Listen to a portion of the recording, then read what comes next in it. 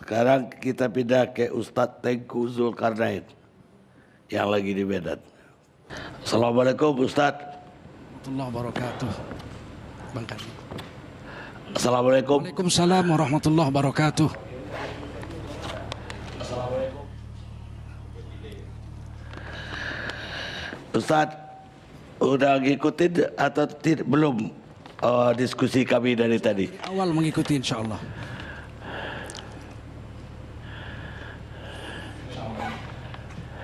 Apa tanggapan Ustadz terhadap topik yang kami bawakan malam ini? Ya, terima kasih Bang Karni. Assalamualaikum warahmatullahi wabarakatuh.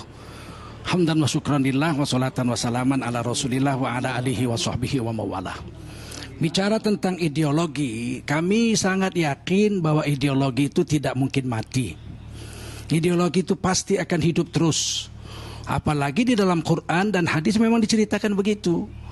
Misalnya perilaku sajalah, perilaku kaum Lut, homoseksual dan lesbian, udah dimatiin semua dengan bencana oleh Allah. Sampai sekarang masih ada, berlaku terus sampai hari kiamat. Begitu juga kaum Madian, penipu timbangan. Mereka didakwahi oleh Nabi Syuaib nggak mau, akhirnya dibunuh semua, mati. Tapi penipu timbangan sampai sekarang masih jalan. Begitu juga orang-orang yang tidak percaya Tuhan, ateis. Sudah dimatiin habis, dihancurkan semua negerinya. Sampai sekarang ateis masih ada. Jadi kalau ada yang mengatakan ideologi itu akan mati, ini satu hal yang menentang kenyataan dan menentang teori ilmiah yang berlaku di seluruh dunia. Ini yang pertama. Yang kedua yang ingin saya tanggapi adalah, adakah mungkin ideologi PKI itu di Indonesia masih hidup? Nah, pertama saya katakan ideologi tidak mati berarti Indonesia masih hidup. Apakah dia underground? Apakah sekarang gejalanya sudah mulai nampak?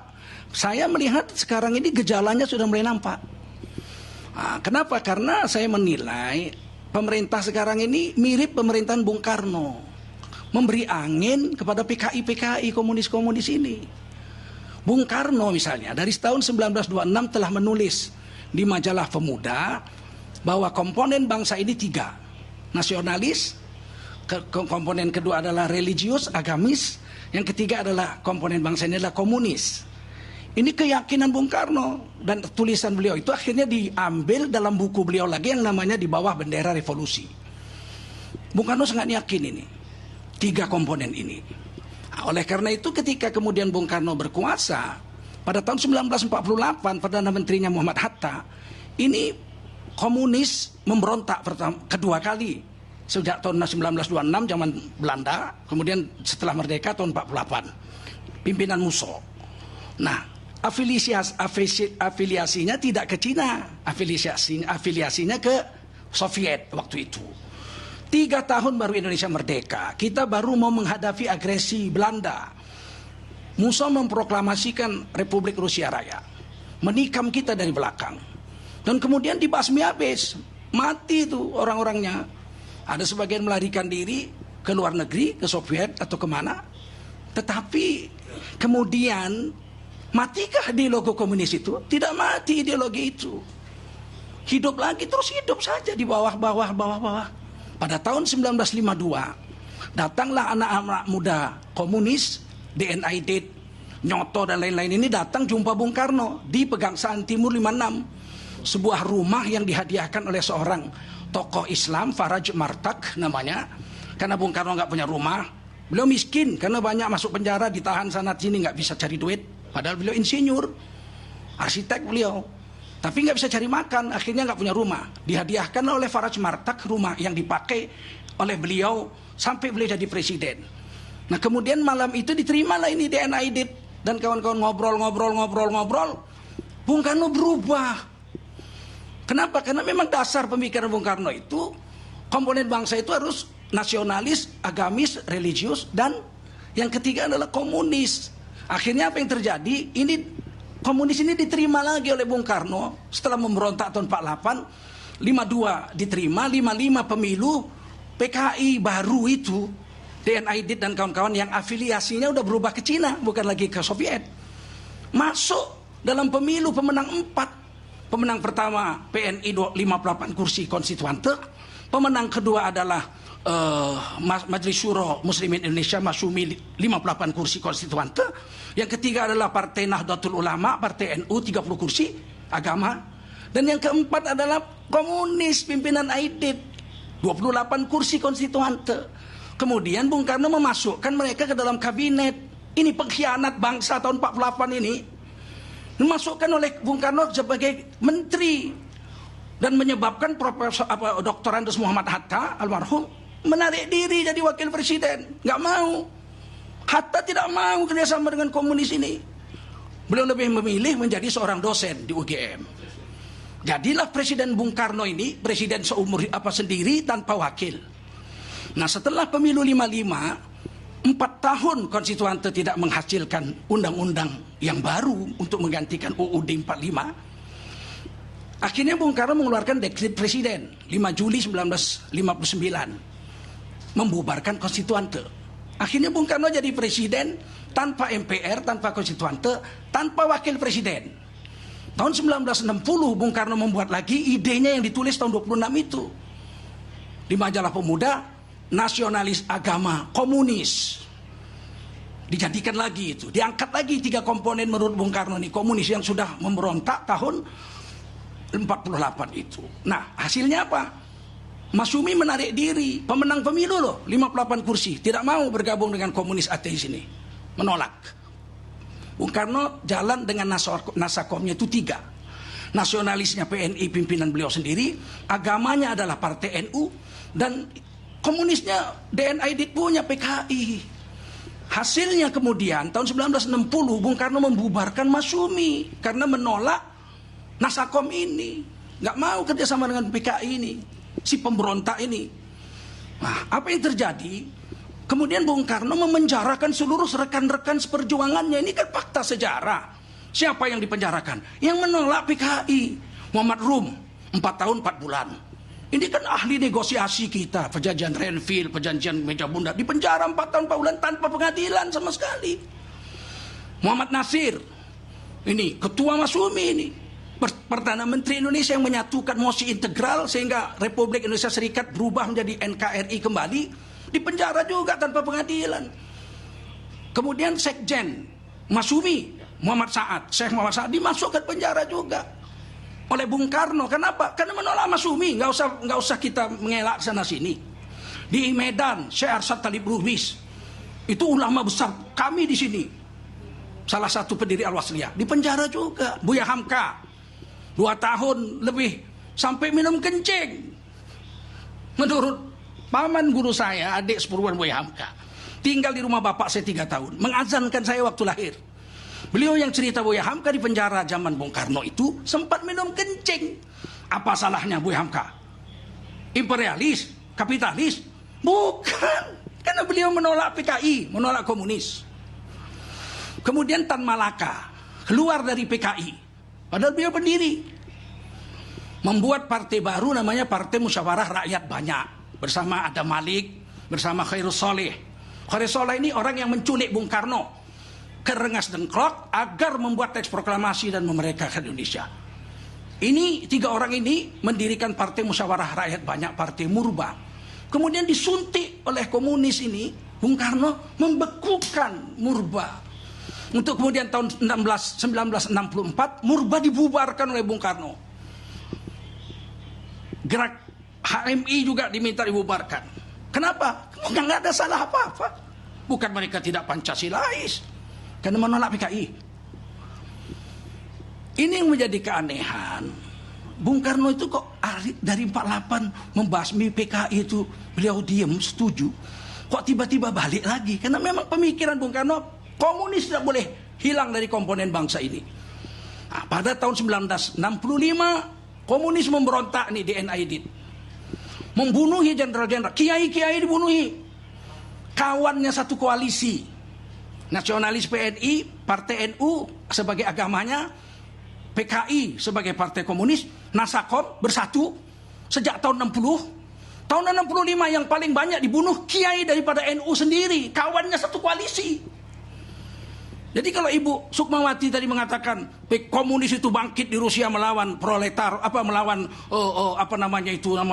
bangsawan-bangsawan yang feodal, di sini mereka membunuh kiai-kiai kok. Di sini komunis bunuh kiai, membunuh tentara.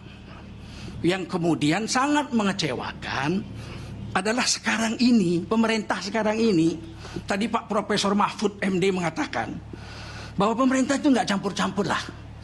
Mau versi PKI benar atau versi pemerintah Orde Baru, bahwa Orde Baru benar PKI salah, nggak mau campur-campur, dibiarin aja. Ini kan sikap sangat berbahaya dari rezim ini. Kenapa saya bilang berbahaya? Karena PKI yang memberontak tahun 1965 itu dihukum di pengadilan negara, pengadilan militer, inkrah.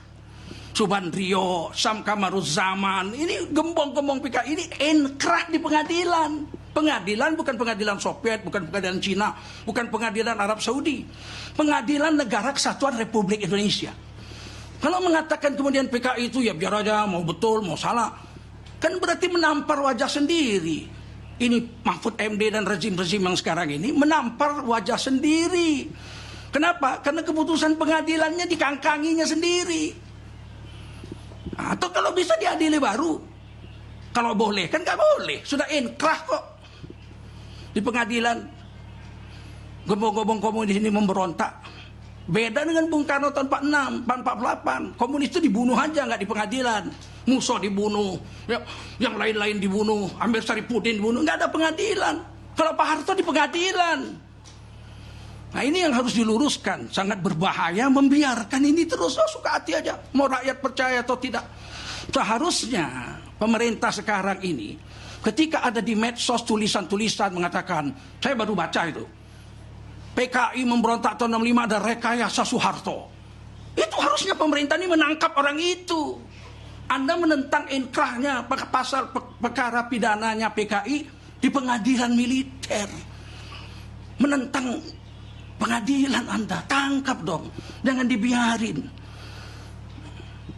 Banyak sekali ambigu di negeri ini sekarang. Kata Profesor Mahfud MD, kita itu adil saja, yang begini kita proses, ini dilarang kumpul-kumpul kita larang. Yang sana yang demo di luar kumpul-kumpul dibiarin. Nah satu lagi ini kita lihat contoh. Ketika HTI memunculkan pemikiran khilafah, langsung dibubarkan kok. Keluar perpu. Nggak lewat pengadilan dulu, perpu dulu. Perpu HTI dilarang. Nah, sementara ada partai mau mengubah Pancasila menjadi Trisila, menjadi Ekasila, nggak ditangkap. Mestinya keluar perpu dulu dong. Ajukan ke pengadilan, di partainya dibubarkan sama dengan HTI ini. Mau menukar Pancasila. Tapi toh tidak terjadi. Hanya bilang pemerintah nggak setuju. Kenapa waktu HTI pemerintah nggak menjawab hal yang sama? Kami tidak setuju. Selesai. Kenapa harus keluar perpu bahkan ke pengadilan HTI dilarang? Ini yang meras Pancasila ini. Jadi Trisila, jadi Ekasila. Kok nggak dikeluarin perpu, adili, pengadilan cabut izinnya? Tak peduli saya mau PDI, mau siapa, itu urusan pemerintah. Tapi siapa? Jadi terima kasih. Ya. Nah terakhir, komunis, ya. Uraiannya diperpendek. Oh baik, ini saya akan tutup.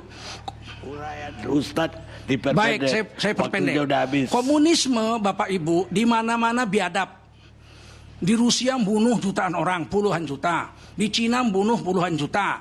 Di Kamboja bunuh 3 juta orang. Di Albania juga begitu. Nggak mungkin di Indonesia tiba-tiba komunis itu culun. Hanya korban aja. Nggak ada niat apa-apa.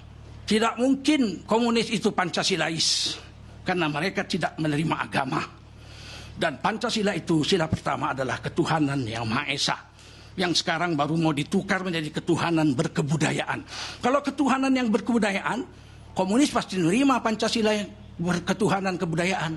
Tapi kalau ketuhanan yang Maha Esa, komunis di seluruh dunia tidak akan pernah menerima hal ini. Demikian Bang Karni, terima kasih. Mudah-mudahan uraiannya ada manfaat. Dan semoga kita bangsa Indonesia berhati-hati. Ya, terima kasih. Wassalamualaikum warahmatullahi wabarakatuh. Semoga kita bangsa Indonesia berhati-hati. Ya, terima kasih. Wassalamualaikum warahmatullahi wabarakatuh. Waalaikumsalam. Silakan Bu. Komentar Ya, silakan. tentang Mahmilub.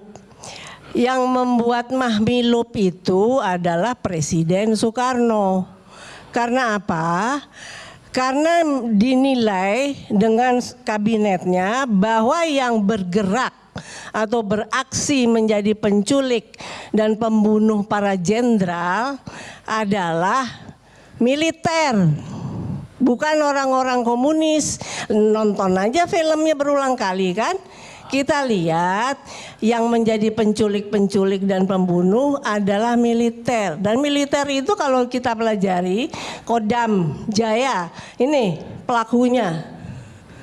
Kolonel Latif. Ini pledoinya. Dan dia juga di dalam pledoinya Kolonel Latif dari Kodam Jaya. Itu dia di dalam kesimpulannya adalah Soeharto terlibat G30S. Karena tidak mungkin ya tentara saja karena yang membunuh peleton Mayor Jenderal S. Parman abangnya mau bergerak menculik ya para jenderal kalau tidak didukung oleh kekuatan divisi. Nah, maka di sini di bukunya pledoinya Kolonel Latif. Ini tolong ini di kamera nih, karena udah belum lagi dicetak ini.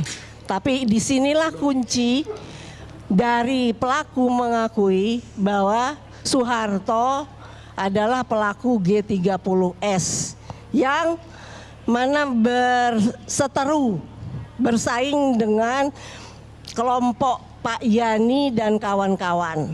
Soeharto, Dewan Jenderal dan kawan-kawan.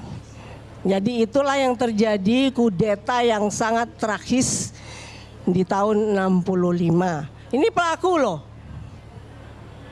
Yang mengakui di dalam pledoinya Soeharto mengingkari, mengkhianati teman-temannya sendiri untuk yang bersama melakukan kudeta terhadap Presiden Soekarno yang menghadapi penculikan pembunuhan para jenderal kelompok Pak Yani dan kawan-kawan. Baik Pak Karni, saya ingin tanggapi. Pemirsa, kita rehat dulu sejenak.